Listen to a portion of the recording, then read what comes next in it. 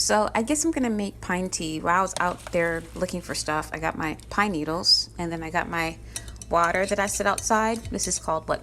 Sun water. And I guess you get some water in a glass gel and you put it in the sun for about 6 to 8 hours and it makes the water alkaline.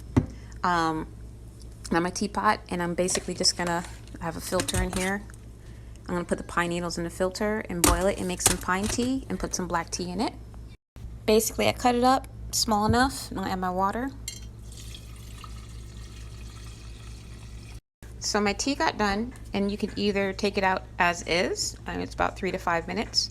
I added my black tea in here. I have this Ethiopian black tea, and what I'm gonna do is pour out my pine tea.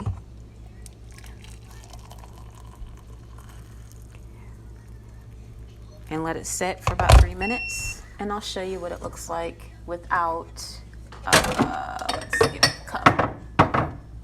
If I don't add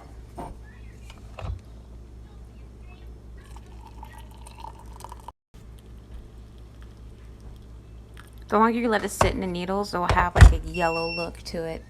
But it does have a minty, you can see it, does have a minty flavor.